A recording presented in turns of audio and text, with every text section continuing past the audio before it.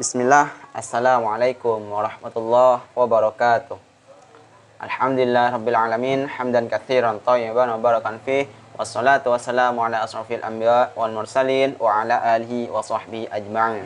Rabbi israh li sadri wa yassir li amri wahlul 'uqdatam min lisani yafqahu qawli, amma ba'd. Alhamdulillah, merupakan sebuah kewajiban bagi kita untuk selalu bersyukur kepada Allah Subhanahu wa taala karena kita masih diberi kesehatan, masih diberi kesempatan untuk bisa melaksanakan tugas kewajiban kita sebagai mahasiswa, yang mana di sini saya Idris Shadiq dan juga rekan kami Muhammad Ubaidillah Al-Amin mendapat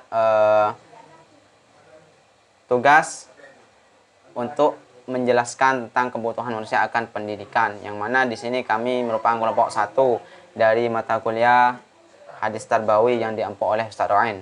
Salawat serta salam semoga tetap tercurahkan kepada panutan kita, yakni Nabi Muhammad SAW, yang mana atas perjuangan beliau, atas kegigihan beliau dalam perjuangan agama Islam, sehingga kita bisa menikmati indahnya dan manisnya Islam dan iman seperti yang saat ini kita rasakan. Baik, untuk itu, untuk mengefisiensikan waktu, mari kita mulai presentasi ini dengan bacaan basmalah. Bismillahirrahmanirrahim. Baik, sesuai dari tema ini, kebutuhan manusia akan pendidikan. Nah, dari sini dapat kita pahami bahwasanya kita sebagai manusia selalu membutuhkan apa yang namanya itu pendidikan. Ya, maka dari itu, untuk lebih rincinya, marilah kita bahas lebih rinci pendidikan dan manusia ini, dan kebutuhan manusia ini tentang pendidikan, ya. Ya. Baik, yang pertama yaitu manusia, ya. Nah, manusia ini merupakan kita merupakan makhluk sosial, ya, yang memiliki akal budi, berakal budi, berpikir, bahkan kita dikatakan sebagai khalifah di muka bumi ini. Di dalam Al-Quran kita dijelaskan bahwasanya manusia di muka bumi sebagai khalifah.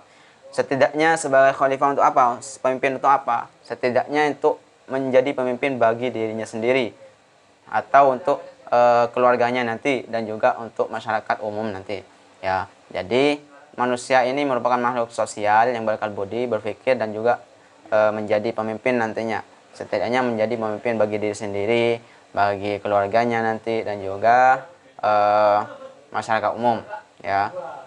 Nah, manusia sejak lahir itu setiap orang pasti membawa fitrah sendiri, ya. Fitrah ini merupakan bawaan lahir, potensi baik, suci, dan bersih, ya. Jadi fitrah ini merupakan bawaan dari setiap manusia yang lahir, ya. Jadi setiap orang yang lahir itu memiliki potensi yang baik, suci, dan bersih. Semuanya yang baru lahir itu suci.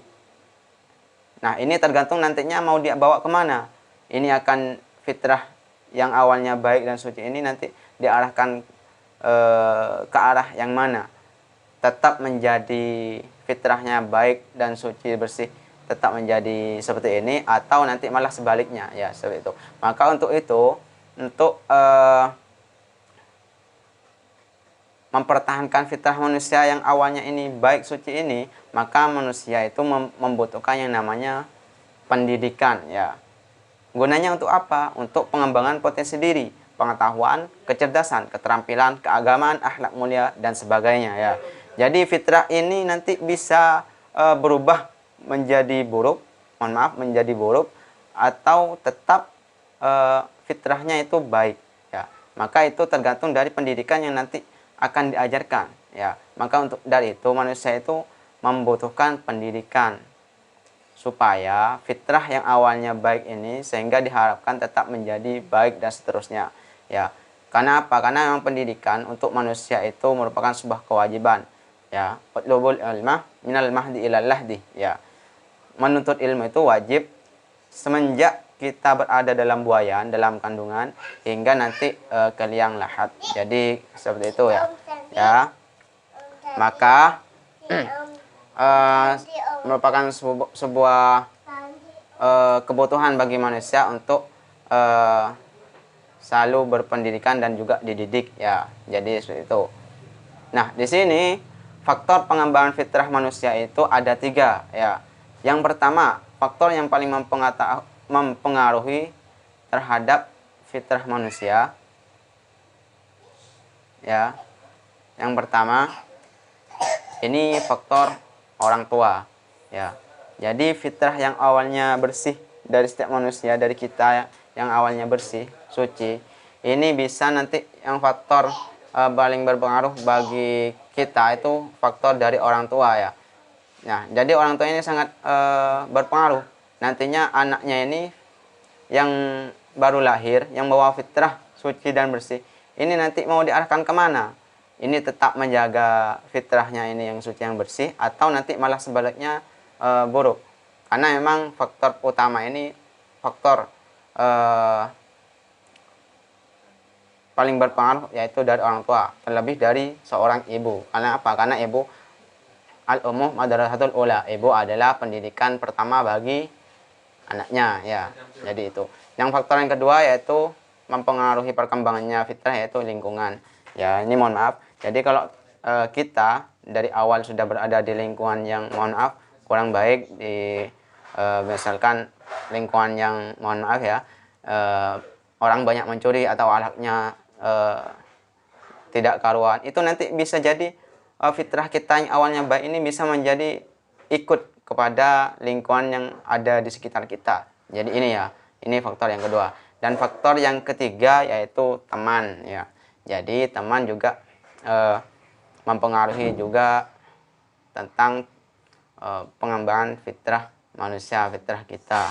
Jadi kalau misalkan kita lebih cenderung berteman sama orang yang mohon maaf yang nakal, yang tingkah lakunya buruk seperti itu tidak menutup kemungkinan nanti fitrah kita yang awalnya baik, suci, bersih ini nanti juga ikut kepada tingkah laku teman kita ya. Entah, maka dari itu kita harus pintar-pintar menjaga pertemanan. Boleh kita berteman dengan siapa saja, akan tetapi kita harus pintar-pintar menjaga diri ya, menjaga diri. Jangan sampai kita itu terpengaruh oleh pertemanan yang buruk ya. Jadi seperti itu. Mungkin ini yang bisa saya sampaikan. Untuk selanjutnya akan disampaikan oleh rekan saya yaitu Mas Ubaidillah Alamin. Untuk waktu dan tempat saya persilahkan. Baik, terima kasih kepada Mas Idris. Selanjutnya, yaitu saya akan menerangkan dan menjelaskan mengenai dasar pentingnya pendidikan dan ilmu. Nah, di sini sudah saya tampilkan di PPT dalam Al-Quran surah Al-Mujadalah ayat 11, kemudian hadis riwayat At-Tirmidzi, kemudian hadis riwayat Ibnu Majah. Yang pertama, dasar pentingnya pendidikan ilmu yang dijelaskan dalam Al-Quran surah Al-Mujadalah ayat 11. A'udzubillahi minasyaitonirrajim. Bismillahirrahmanirrahim. Yarfa'illahu alladzina amanu minkum walladzina utul ilma darajat. Yang artinya Allah akan meninggikan orang-orang yang beriman di antaramu dan orang-orang yang diberi pengetahuan beberapa derajat. Yang kedua, dasar pentingnya pendidikan ilmu yang diterangkan dan dijelaskan dalam hadis riwayat At-Tirmidzi. Man arada dunya fa'alaihi bil ilmi wa man arada al-akhirah fa'alaihi bil ilmi wa man aradahuma fa'alaihi bil ilmi. Yang artinya, barang siapa yang menginginkan dunia, maka hendaklah dengan berilmu. Barang siapa yang menginginkan akhirat, maka hendaklah dengan berilmu.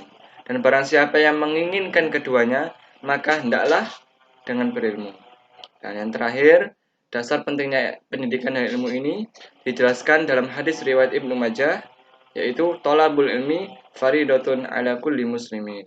Nah, hadis ini sudah sering kita dengar. Yang artinya mencari ilmu adalah wajib bagi setiap muslim, laki-laki maupun perempuan. Nah, jadi intinya dasar pentingnya pendidikan ilmu dalam Al-Quran surah Al-Mujadalah ayat 11, hadis riwayat At-Tirmidzi, hadis riwayat Ibnu Majah, ini intinya yaitu kita sebagai umat muslim dituntut untuk berfastabiqul khairat, yaitu berlomba-lomba dalam menuntut ilmu. Karena apa? Orang yang berilmu, maka Allah akan berjanji akan meninggikan derajatnya di akhirat maupun di dunia maupun di akhirat. Nah, seperti potongan dalam Al-Quran, afala ta'qilun, apakah kamu tidak berakal? Kemudian afala tatafakkarun, apakah kamu tidak berpikir? Nah, secara tidak langsung potongan ayat ini mendorong umat atau kaum muslimin untuk menggunakan dan mengembangkan akal pikirnya untuk menuntut ilmu. Jadi, mari kita sama-sama untuk selalu berfastabiqul khairat, memperbanyak ilmu pengetahuan. Insya Allah ketika kita selalu di jalan Allah, berlomba-lomba dalam mencari ilmu, maka insya Allah kita akan mendapatkan derajat. Allah akan meninggikan derajat kita. Baik, itu saja dari saya. Kurang lebihnya saya mohon maaf.